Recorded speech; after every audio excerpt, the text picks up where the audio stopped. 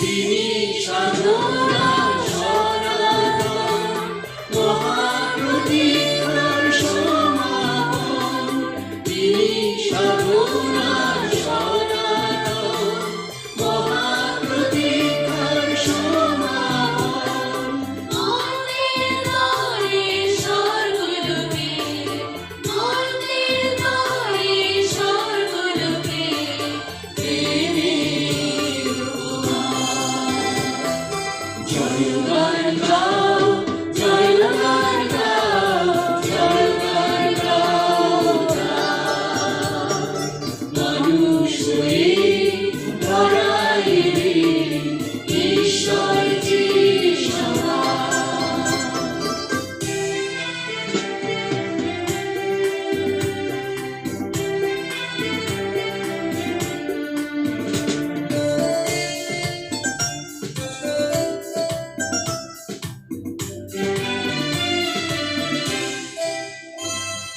তিনি মানবের পরিত্রাতা, ছড়িয়ে দাও এই বার্তা।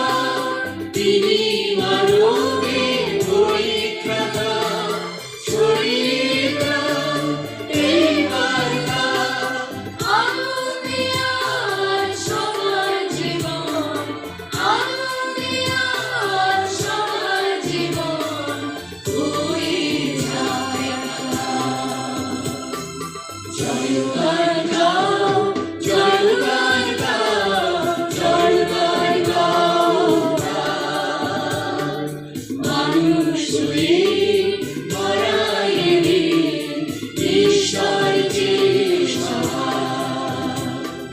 জয়গান গাও, জয়গান গাও, জয়গান গাও, মানুষ হয়ে ধরায় ঈশ্বর যে সমান, ঈশ্বর যে সমান, ঈশ্বর যে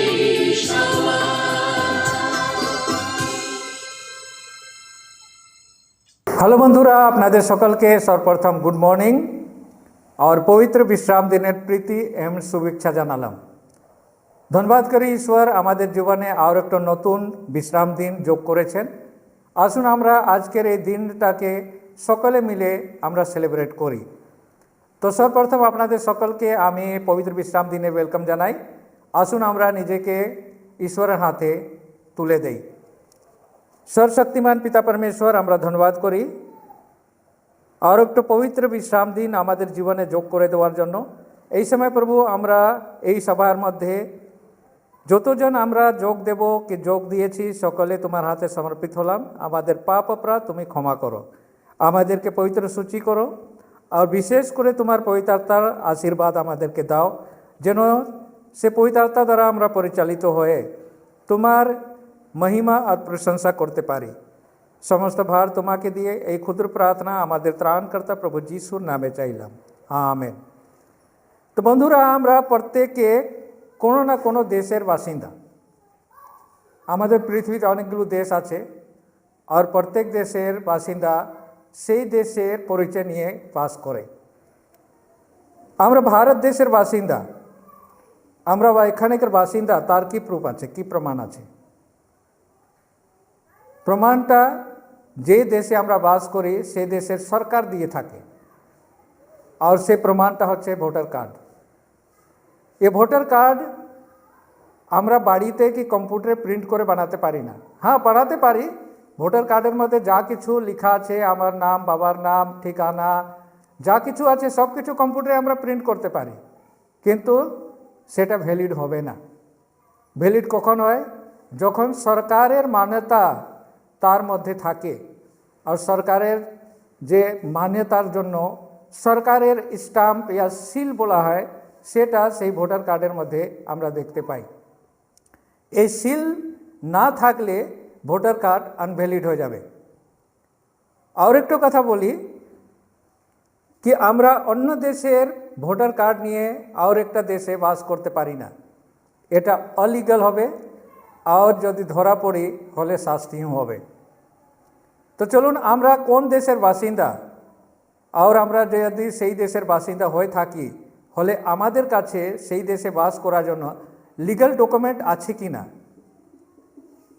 তো যদি আমরা ফিলিপিও 3:20 পড়ি হলে এখানে আমরা দেখতে পাই আমরা কোন দেশের বাসিন্দা। এখানে লেখা আছে, কারণ আমরা স্বর্গপুরীর প্রজা আর তথা হইতে আমরা ত্রাণকর্তার প্রভু যীশু খ্রিস্টের আগমন প্রতীক্ষা করিতেছি। তো এখানে পৌল আমাদেরকে বলছেন কি আমরা হচ্ছি স্বর্গপুরীর প্রজা, यानी স্বর্গ রাজ্যের প্রজা।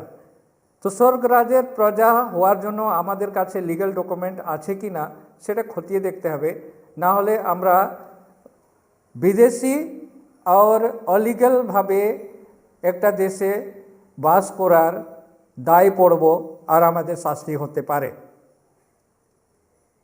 কেননা কি সহজে আমরা কোনো দেশের বাসিন্দা হতে পারি না যতক্ষণে লিগ্যাল ডকুমেন্ট আমাদের কাছে না থাকে। আর এই কথা আমরা দেখি মথি লিখিত সুসমাচার তার যদি আমরা 21 পদ পড়ি, 7 অধ্যায় 21 পদ, যেখানে যিশু বলেন, যাহারা আমাকে হে প্রভু বলে তাহারা সকলেই যে স্বর্গ রাজ্যের প্রবেশ করিতে পাইবে এমন নয়, কিন্তু যে ব্যক্তি আমার স্বর্গস্ব পিতার ইচ্ছা পালন করে সেই পাইবে। তার মানে শুধু যিশু বললে সেটা আমরা স্বর্গ রাজ্যের यानी যে রাজ্যের বাসিন্দা আমরা হতে চাই সেই রাজ্যের বাসিন্দা হতে পারি না। আমাদের কাছে লিগ্যাল ডকুমেন্ট থাকতে হবে। আর সেই রাজ্যে প্রবেশ করার আগে আমাদেরকে খুব শক্তভাবে চেকিং হবে কি আমাদের কাছে সেই রাজ্যে প্রবেশ করার জন্য লিগ্যাল ডকুমেন্ট আছে কি না। যদি আমরা প্রকাশিত বাক্যের বই তার 21 অধ্যায় 27 পদ পড়ি, সেখানে পরিষ্কারভাবে এই চেকিংয়ের ব্যাপারে এখানে উল্লেখ করা আছে। যেরকম এখানে লেখা আছে, আর অপবিত্র কিছু অথবা ঘৃণাকারী ও মিথ্যাকারী কেহ কদাচ তাহাতে প্রবেশ করিতে পাইবে না, কেবল মেষ শাবকের জীবন পুস্তকে যাহাদের নাম লিখিত আছে তাহারাই প্রবেশ করিবে। তো বন্ধুরা, চেকিং খুব কড়াকড়ি হবে, হলে ভ্যালিড লিগ্যাল ডকুমেন্ট না থাকলে আমরা সেখানে প্রবেশ করতে পারবো না। তো এখানে কথা হচ্ছে ভ্যালিড কোনো ডকুমেন্টকে করার জন্য যেটা সব থেকে ইম্পর্টেন্ট জিনিসটা আমরা দেখতে পাই সেটা হচ্ছে স্টাম্প यानी সিল। তো সিলের মধ্যে কি এমন জিনিস আছে যে কোনো ডকুমেন্টকে ভ্যালিড করে? তো সিলের মধ্যে 3টা জিনিস থাকে বন্ধুরা। ওই সিলের মধ্যে যে অথরাইজ পারসন আছে যিনি এই ডকুমেন্টটাকে অ্যাপ্রুভ করছেন, উনার ব্যক্তিগত একটা নাম, উনার পদবি, আর এই ডকুমেন্টটা ওই সিলের ভ্যালিডিটি কত এরিয়া কভার করে यानी তার টেরিটরি মেনশন থাকে। তো চলুন দেখি কি আমরা স্বর্গপুরীর প্রজা হওয়ার জন্য ভ্যালিড করার জন্য যে সিল কোথায় আছে আর সে সিল কি আমাদের পাশে আমাদের পাশে আছে কি নাই। তো তার জন্য আমাদেরকে যেতে হবে যাত্রা পুস্তক তার 20 অধ্যায় 11 পদ। এখানে লেখা আছে, কেননা সদাপ্রভু আকাশমণ্ডল ও পৃথিবী সমুদ্র ও সেই সকলের মধ্যবর্তী সমস্ত বস্তু 6 দিনে নির্মাণ করিয়া সপ্তম দিনে বিশ্রাম করিলেন, সেই জন্য সদাপ্রভু বিশ্রাম দিনকে আশীর্বাদ করিলেন ও পবিত্র করিলেন।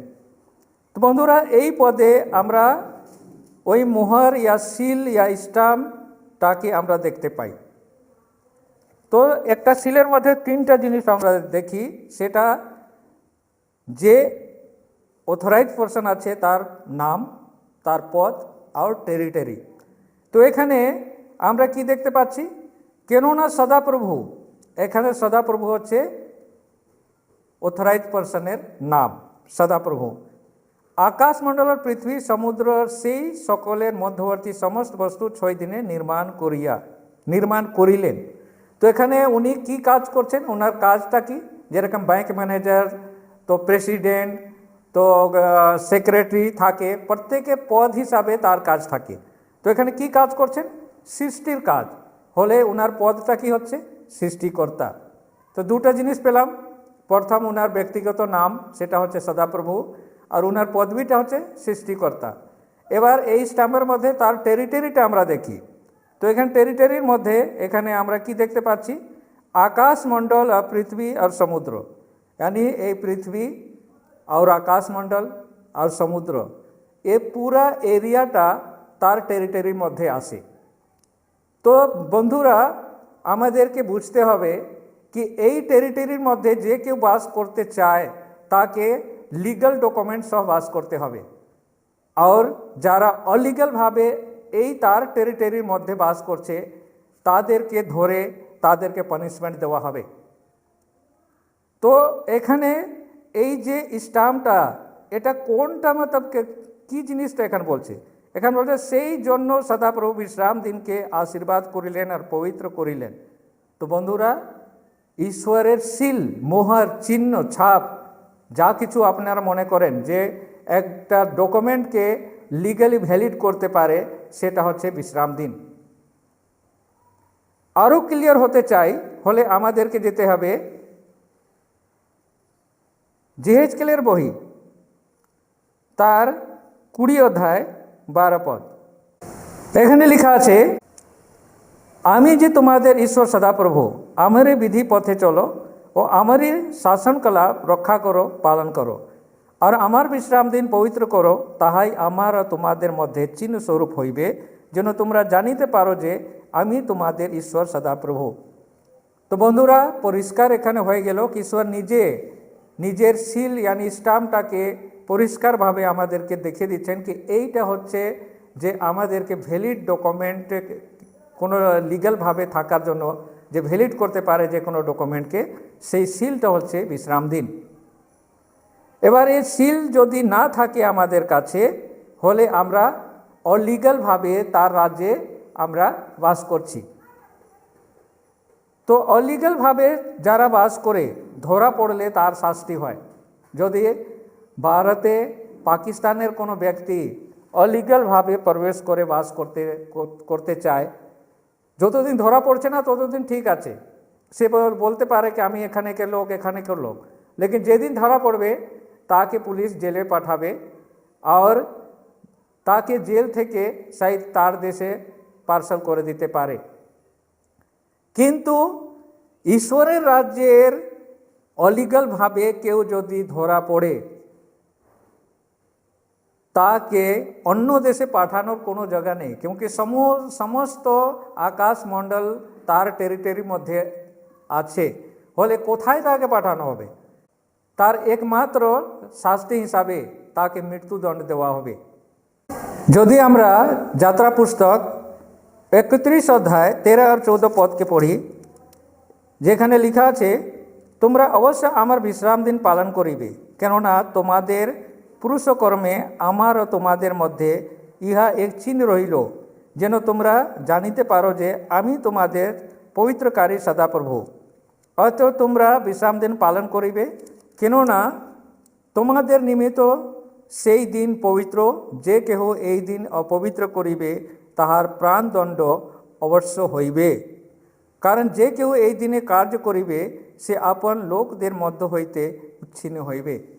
তো বন্ধুরা এখানে কোনো অন্য শাস্তি নেই, একমাত্র শাস্তি হচ্ছে মৃত্যুদণ্ড।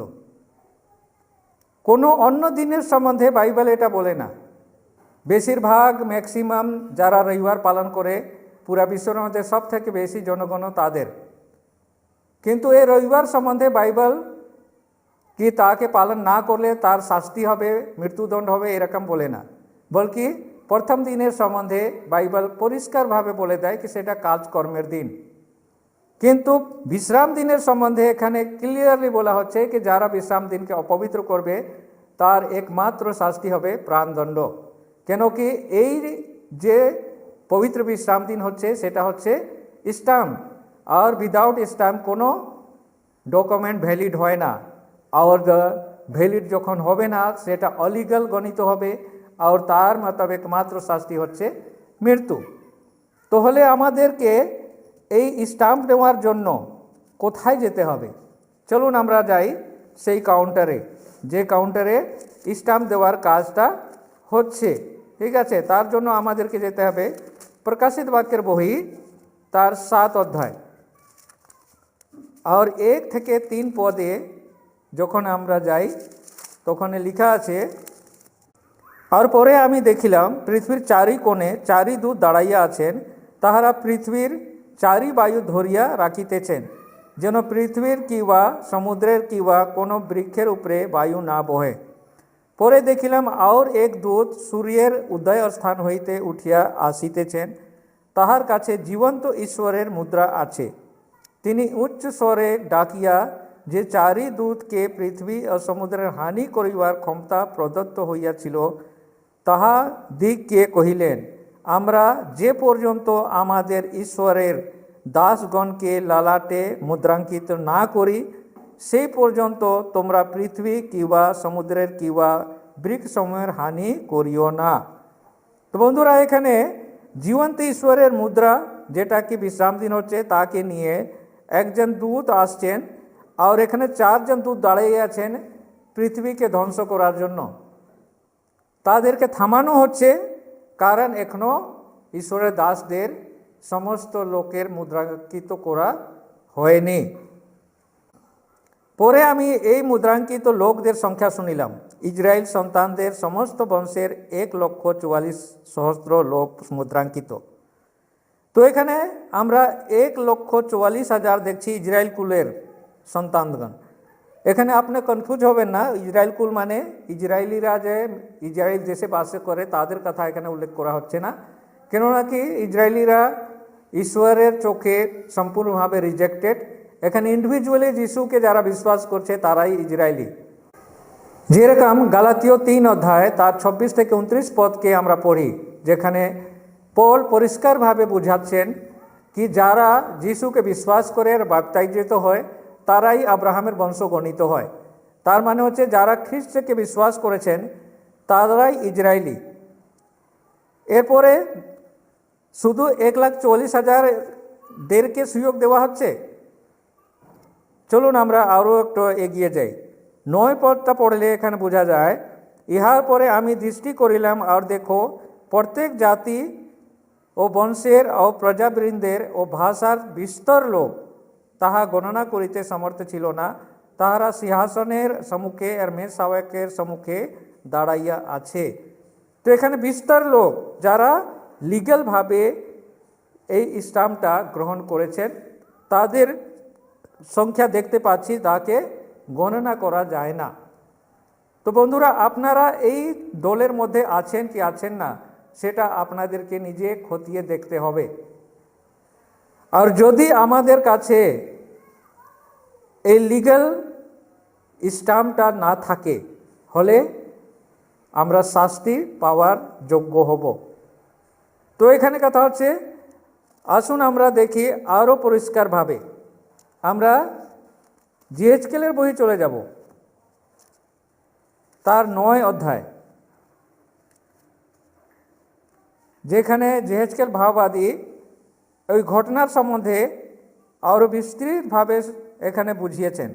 যদি 1 থেকে 4 পদ পড়ি হলে এখানে লেখা আছে, তখন তিনি আমার কর্ণগোচরে উচ্চরবে ঘোষণা করিয়া কহিলেন, হে নগরে নিযুক্ত কর্মচারীগণ নিকটে আইসো, প্রত্যেক আপন আপন বিনাশক অস্ত্র হস্তে করিয়া আইসো।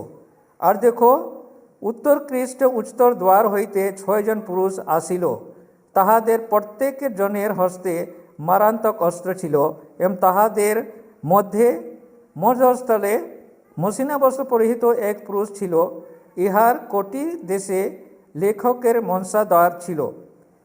তাহারা ভিতরে আসিয়া পিতলময় যজ্ঞবেদীর পার্শ্বে দণ্ডায়মান হইল। তখন ইসরায়েলের ঈশ্বরের প্রতাপ যে করুবের উপরে ছিল তাহা হইতে উঠিয়া গৃহের গোবরাটের নিকটে গেল এবং তিনি এই মসিনাবস্ত্র পরিহিত পুরুষকে ডাকিলেন, যাহার কোটি দেশে লেখকের মনসাধার ছিল। আর সদাপ্রভু তাহাকে কহিলেন, তুমি নগরের মধ্য দিয়ে জেরুসালেমের মধ্য দিয়া যাও এবং তাহার মধ্যে কৃত সমস্ত ঘৃণার কার্যের বিষয়ে যে সকল লোক দীর্ঘ নিঃশ্বাস ত্যাগ করে তাহাদের প্রত্যেক কপালে চিহ্ন দাও। যদি আমরা 11 পদ পড়ি তখন এখানে দেখতে পাই কি সেই যে মসিনা বস্ত্র পরিহিত লোক যে দায়িত্ব ঈশ্বর তাহাকে দিয়েছিলেন তাকে পূরণ করে রিপোর্ট করছে। এখানে লেখা আছে, আর দেখো মসিনা বস্ত্র পরিহিত পুরুষ যাহার কোটি দেশে মৎস্যাধার ছিল, সে এই সংবাদ দিল, আপনি যেমন আমাকে আজ্ঞা করিয়াছিলেন আমি তদ্রূপ করিয়াছি। তো এখানে কপালে স্টাম্প দেওয়ার এখানে কাজটা আমরা দেখতে পাচ্ছি।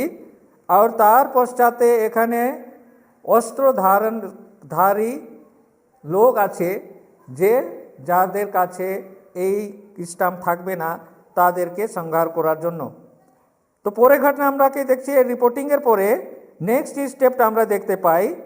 এখানে 5 পদ থেকে যদি পড়িও লেখা আছে, পরে আমি শুনিলাম তিনি অবশিষ্ট লোকদিগকে এই আজ্ঞা দিলেন, তোমরা নগর দিয়া ইহার পশ্চাৎ যাও এবং আঘাত করো, চক্ষু লজ্জা করিও না, দয়াও করিও না, বৃদ্ধ যুবক কুমারী শিশু ও স্ত্রী লোকদিকে নিশেষ বদ্ধ করো, কিন্তু যাহাদের কপালে চিহ্নটি দেখা যায় তাহাদের কাহারও নিকটে যাইও না।